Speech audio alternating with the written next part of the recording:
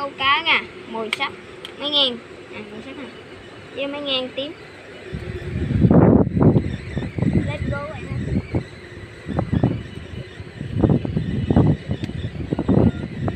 Mình mới tập chơi rồi các bạn ơi.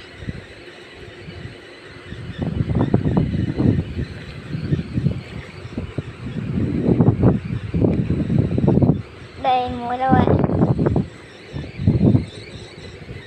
Cục má này nha. Quay chân bánh của muốn chứ. Mấy tên nữa rồi quen thôi.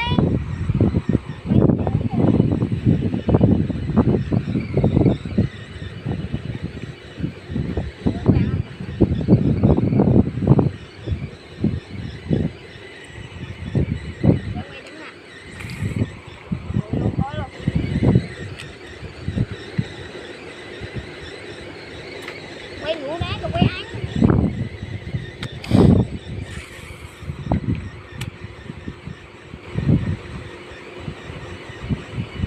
Đây nha. Niên nhà này Quay cái này không? quay ní à, ngồi trên na lộ đó. Ở hồi đấy á.